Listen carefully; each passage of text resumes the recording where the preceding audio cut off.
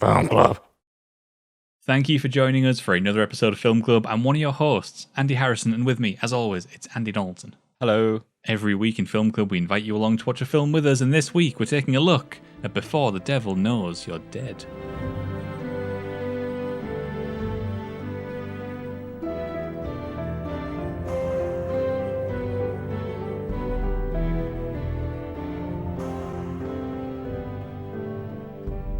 Sidney Lumet in his last ever film that he's done, unfortunately, before his death.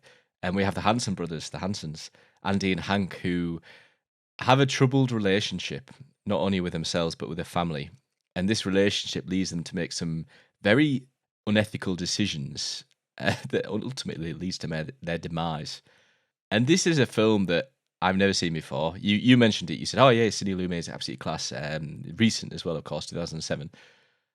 And I didn't know what to expect coming into this. All I knew was about crime. And I just thought, wow, because this hits you home. This feels like Requiem for a Dream.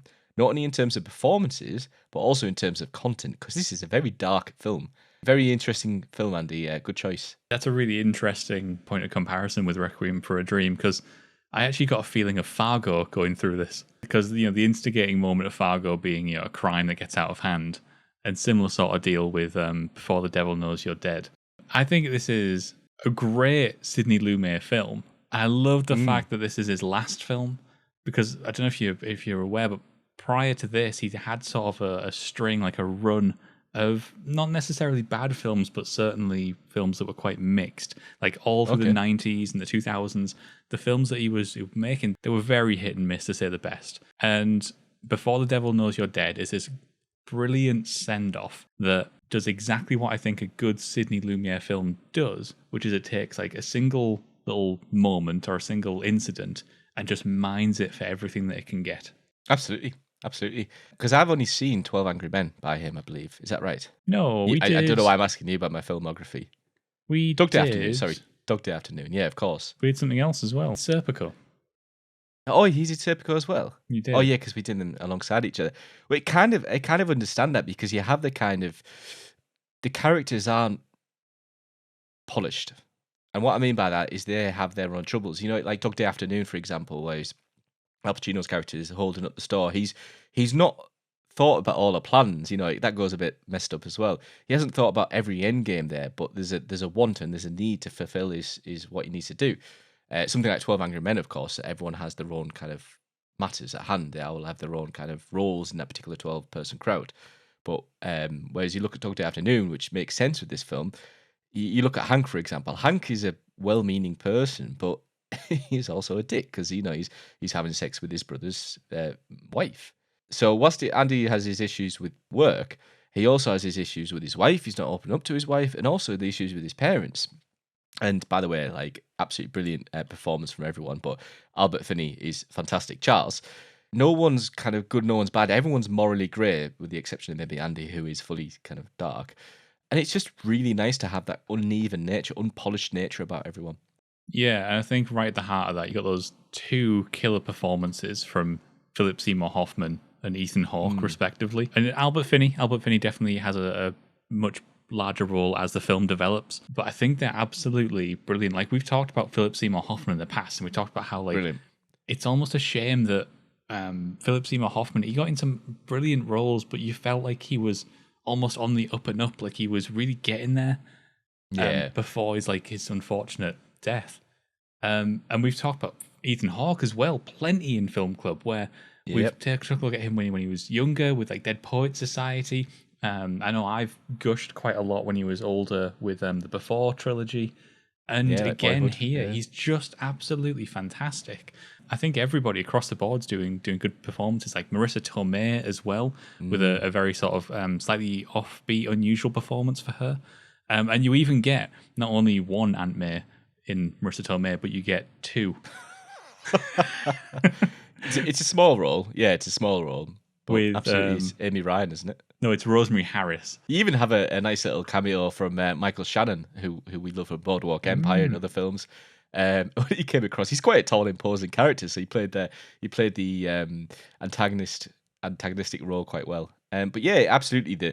As with every one of his films that I've seen, performances absolutely blow out of the window, and it's fantastic to see. And the chemistry between, especially Philip Seymour Hoffman and Ethan Hawke, is superb. Like they're kind of loving nature, and then when they're in the office and they're bouncing off each other towards the end, where he's holding a gun to him, he's like, do it, and I know what you've done. It's harrowing. The whole film's harrowing, and but done so by these performances. However, on the other end of the front as well, is the soundtrack to it is fantastic. There's a particular piece by Carter Burwell, which is called "Before the Devil Knows," and it's the theme of the songs that goes through. And it's so dark and kind of like sinister, but in a very kind of emotional way. It's almost like solemn in the song, the way it kind of like da, da, da, da, da, da, da, like as it goes down, and then it kind of rolls on, rolls on, rolls on. You have it at the end credits as well. After that whole moment at the end credits where the father walks away, you're just there, and it's like, oh Christ, this tune is absolutely digging deep into me. I love that soundtrack gives it this almost like Shakespearean tragedy quality. They can be sort of mulling around town doing stuff that we're not sure what they're up to at certain points, but we know that something absolutely tragic is coming because you've got this relentless sort of soundtrack that's beating you over the head with this sort of like, this is not a happy moment. This is bad stuff that's happening right now. Very ominous. It's not often we get a film like this that's presented the way it is as well. It's presented non-linearly. We jump around in time. We jump back and forth through different, not only time periods, but also different point of views. We get to follow Andy, we get to follow Hank, and we get to follow their father as well for various like chunks of the film. And I think that I have to say, I do not like the transition. This is a bit nitpicky, but it reminds me of Point Break. Was it called Not Point Break, Point Blank? What Vantage was the one that Point. we watched? Vantage Point. Thank you. It reminded me of that a bit, and I was like, okay. It's got a slightly cheesy sort of cut back and forth flashing effect going on, but the intent of what it allows you to do, the way in which it reveals information as the story goes on, it is very clever. People's motivations, people's tone becomes more clear, more nuanced, and more layered the more information that we are given, and I think that's a sign of a really good script. Do you know what I also like to as well about that is the use of camera work to provide perspective. And a great example of this is when in the office, Hank and Andy, they're really like kind of planning the initial plan. It's where Andy's giving the idea to Hank. You see it from Hank's perspective first. It's the camera's to the right of him. It's them coming over and see Philip Seymour Hoffman comes around, sits on the desk, and he's that bigger person looking down on him. Equally, when you go back and it will look at Andy's perspective, the camera shifts to the other end of the room, like it's in the corner, a bit more fly on the wall.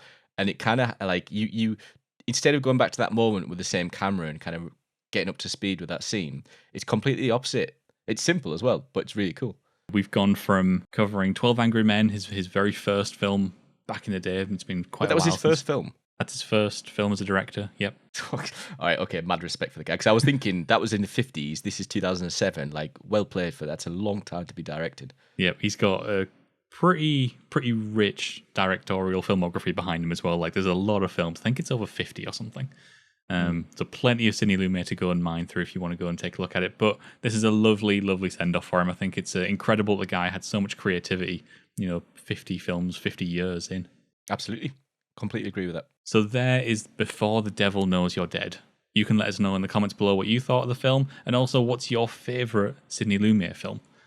But Andy and I are going to be back once again next week, where it's time to take a look at Walk the Line. So until then, get watching. Thank you.